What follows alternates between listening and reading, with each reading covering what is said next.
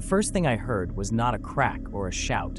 It was a slow, wet, dragging sound, like something being rolled underneath glass. I thought it was the wind or an animal until I realized the sound came from below my feet, from beneath the frozen lake. It felt like the world had tilted and the sky had slipped under the ice, and for a second, I couldn't tell which was the lie. My name is Mark, and I used to tell myself I was brave because I grew up by the river. Brave is a lie you tell yourself to keep the dark from asking follow-up questions. That night, I was alone. The parking light at the ranger station sputtered and died 2 fields over. A thin moon hung like a coin over the tree line. The air tasted like pennies and old rubber. Each exhale made a small white ghost that vanished right away, as if the cold wanted to swallow sound and sight whole.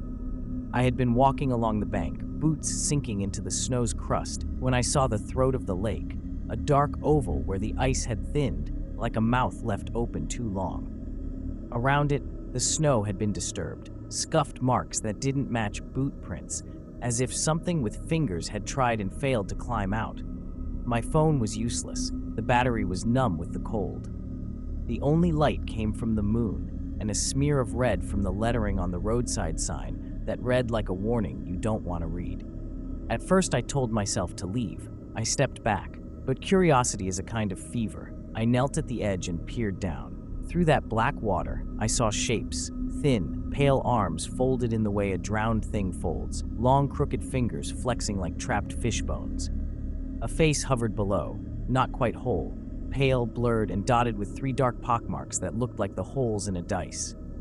The face turned toward me as if hearing the beat of my heart through the ice. Then the sound started, a gentle tapping, deliberate, 3 taps, then pause, then 3 taps again. It moved along the underside of the ice like someone reading the margin of a secret. My skin crawled, my knees trembled. The world narrowed to the circle of black water and the tiny obscene movements beneath it, fingers exploring, searching, learning the outline of my shadow. I told myself to stand up. I told myself to run home. But the cold had wrapped my legs, and my voice caught like a fishbone. I stayed. I watched. Something breathed down there, slow and patient, and when the breath fogged the underside, the droplets traced lines like handwriting. The tapping changed. It became a rhythm I recognized, though I didn't want to. It sounded like someone counting. The counting kept me rooted there longer than any sensible part of me wanted. 3 taps. Pause. 3 taps. With every pause, the lake seemed to inhale and hold me against the ice. I tried to tell myself it was some animal under the surface, a beaver trapped, a fox gone wrong, and for a moment, that made the world less sharp. Then the taps shifted, faster, and the rhythm made words from my mouth I hadn't meant to say. "Don't," I whispered, and hearing that sound made it real. My voice, thin as thread, drifting over to the black hole like a desperate offering. The tapping stuttered, then resumed, but now it matched a heartbeat that wasn't mine. My heart replied in an ugly chorus, loud and wet in my chest. The snow around me began to rearrange itself. New marks appeared, as if someone or something outside my sight was stirring the field. One set of prints approached from the tree line and stopped just beyond the moonlight's reach. They were small and close together, too close together for a human stride, but the heel impressions were oddly familiar. I knew those heels. Memories that tasted like metal rose in me.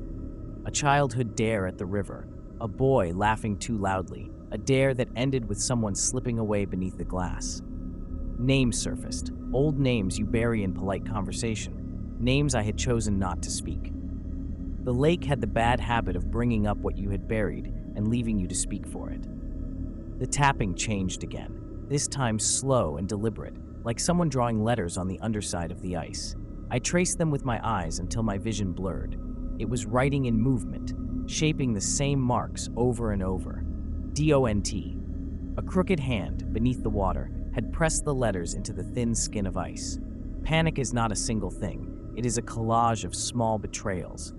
My hands started to shake so hard my teeth felt loose. I slid back along the bank without meaning to, snow hissing under me like paper. The prints in the snow followed my retreat, and when I looked, they were closer.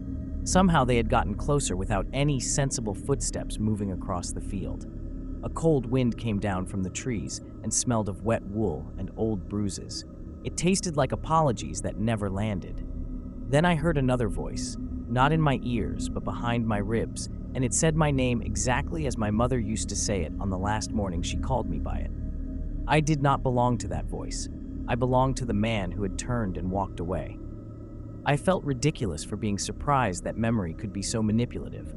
Memory had teeth. Something beneath the ice moved differently now. It pressed its palms flat against the underside and pushed as if to test the surface. The ice flexed, a groan like a door opening in a house you thought empty. For a second, a smear of pale flesh slid along the glass, and I could make out a shoulder, the curve of a back, a head with 3 dark pits at the mouth. It pushed harder, then softer, like a hand learning the give of someone's palm. My breath stalled, and then cold, wet air filled my lungs without my consent. The lake was no longer just an object of fear. It was a hinge, and something on the other side was learning how to open it. The ice made a sound like a ribcage splitting. It started small, a whisper under my boots, then a long, ugly crack that ran past my knees and into the black. The tapping stopped. Silence slammed into me, heavy as a door. For a moment, I thought the lake had decided to conserve its energy. Then the crack widened, and the water answered with a soft, hungry sigh. I stumbled back because the human animal in me still understands the geometry of escape. My hands clawed at the snow. The powder sprayed like a handful of ash. Behind me, the prints in the snow were closer now, close enough that I could see the slight inward curl of each toe, the uneven pressure like someone walking bent-legged. They were crossing the thin moonlight, coming for the hole. Panic taught me how fast I could run. My breath tore from me in short, white knives. I could hear my pulse in my mouth. Whatever was under the ice pressed upward, patient as a thought. The surface shivered and buckled under the pressure, a swelling like a hand pushing through skin. Pale knuckles broke the glass, and the water exhaled itself into the night. Fingers came first. Too many joints, too long, nails like chipped porcelain. Then a forearm, then a shoulder, and a face, round and blank except for those 3 holes that made its mouth red like a map of errors. It did not lurch or scream. It smiled, if you can call the absence of expression a smile. It exhaled a sound that was not air, but a memory. The sound of my old laugh from when I thought leaving someone would be easy. The thing's fingers touched the rim of the hole, testing, learning the shape. When one of them brushed my boot, cold traveled up my leg as if my bones were ice rods. I remember thinking, absurdly, of all the small cruelties I'd allowed myself to forget. A shove at 13, the way a friend slipped and I did not reach. The lake had kept these debts like coins, and now it counted me due. I tried to step back, but the ground gave and my heel punched through a brittle crust. My ankle bent with a sick, mechanical sound, and I went down on my hands. Snow packed under my palm tasted of rust. Hands everywhere found me. Not the dry, polite hands of the living, but soft, wet things that remembered how to hold.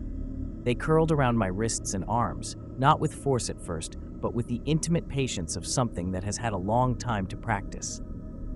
The creature's face hovered close to mine, and in the dim reflected moon I saw, impossibly, a second face behind it. My face, pale and thin and pocked in the same 3 places. For a sliver of a second, the world folded. I understood that the lake keeps not just bodies, but shapes and names and the small lies you tidy up like laundry. The last sound I heard was counting, but now the rhythm was inside me. It was the beat of a thing that had learned to speak through ice. It counted, and I answered without meaning to. My throat filled with water that tasted like my childhood and like the pennies from my first pocket. Fingers tightened. The cold swallowed the light, and the red letters on the roadside sign went out like someone pinching a candle. I went under with my eyes open, and the thing above me tapped the glass once, twice, 3 times. Now it knows mine. Subscribe to Horror Story Bar.